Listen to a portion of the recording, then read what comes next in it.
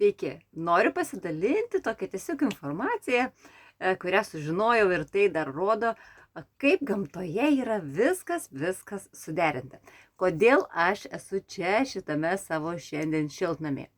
Šiandien noriu pakalbėti apie šitas gėlytes, apie serenčius. Kokią sužinojau tiesiog jų naudą. Kad serenčiai skatina mūsų šlapimo išsiskyrimą, prakaitavimą bei naikina tiesiog parazitus mūsų žarnyne. Tie serenčiai pasižymi tokiom priešuždegiminėm, priešgrybeliniam tokiom savybėm. Taigi vienas receptas. Vieną valgomąjį šaukštą sausų serenčių žiedynų užpilkite stiklinę verdančio vandens ir leiskite jiems nusistovėti valandą.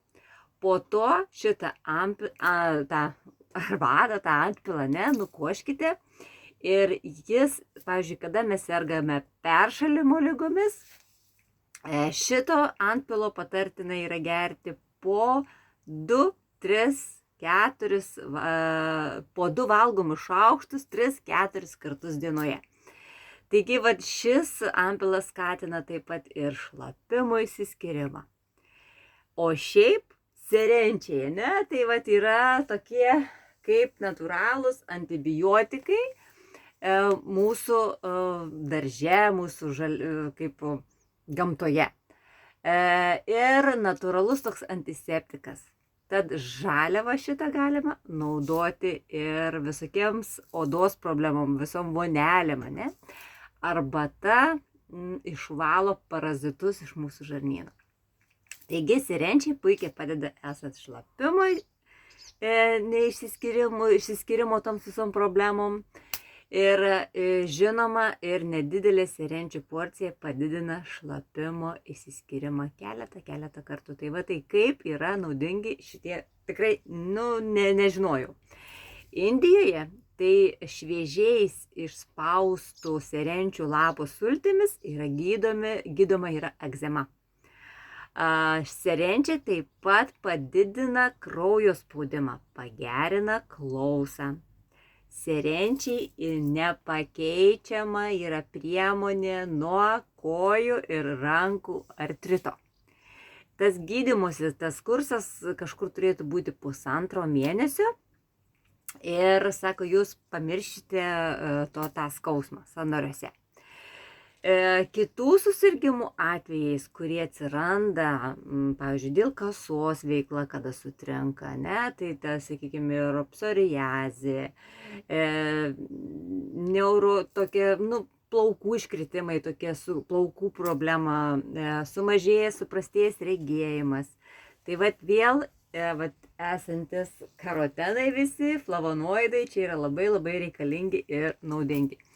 Taip pat cukraligės pradinėje stadijoje serenčiai padeda ir sugeba reguliuoti cukraus kiekį organizme, nes teigiamai veikia mūsų tą kasos darbą.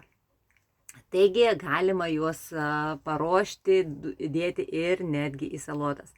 Taigi ir daržui serenčiai, kokią duoda naudą, Jie tokie, turi tą serenčiai, tą tokį kvapą ir tas kvapas tiesiog nekenčia jų kenkėjai, įvairūs graužikai, vabzdžiai, todėl jie yra sodinami greta pomidorų, greta bulvių, baklažanų, paprikų. Tai 2 metai šitie serenčiai tikrai pasiteisino mano šiltnamyje. Jie yra, tai serenčiai, labai geri lysvių sanitarai, saugo dirvą nuo kenkėjų, yra tokiems netgi visokiems apvaliems, visokiems vabaliukams, kurie kenkia bulvėms, morkoms, Taigi rudenį, kada pavyzdžiui tos serenčiai jau užauga, taigi reikia visus sumulčiuoti ir paskleisti ant savo daržo lysvės. Ir taip mes padėsime tam daržui natūraliai apsisaugoti nuo visų kenkėjų.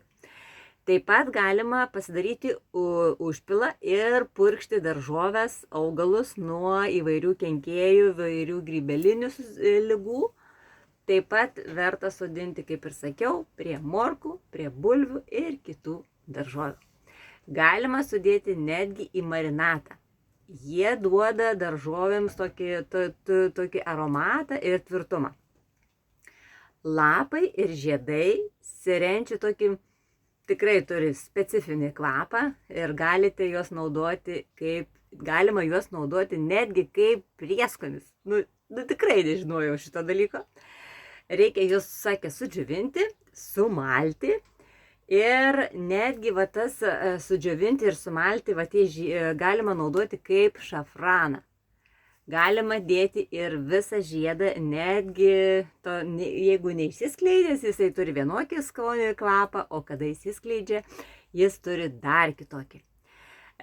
Patartina gardinti pupelių, daržovių įvairias salotas, užkandžius įvairius ir kartu su kitais prieskoniais galima netgi į jautienos ir kiaulienos sriupas dėti, netgi į žuvienę. Nu čia tai yra tikrai man naudinga atradimas ir tikrai šiemet išmėginsiu, nes labai daug jau yra, daug turiu užsisodinusi visur savo kieme, nes jie tikrai ir skaniai kvepia ir turi, tai netgi ir į paukštieną, ir ant laužo, kada grilyje kepame, ne? Ir netgi dar vienas dalykas, tikrai, nežinau, gal jūs žinojate, gal čia tik man naujiena, kad šito tiesiog negali serenčių aromato pernešti erkės. Taigi savo kieme kuo daugiau sodinkime šitų serenčių, juk šitos tikrai puikios gėlės ne tik tai puikiai atrodo, bet ir turi labai didelę naudą. Taigi išlošite, nes padės jums susitvarkyti su erkėmis. Taigi taip pat galima daryti ir medetkų nuovirą, ir daryti aliejų, ir taip turėti tokią apsaugą natūralią ir gamtai apsaugoti ir apsisaugoti savo organizmą. Taigi jeigu buvo naudinga, pasidalink su kitais, o jeigu tu tai jau naudoji savo buityje, tai tikrai parašyk ir pasidalink savo patirtimi.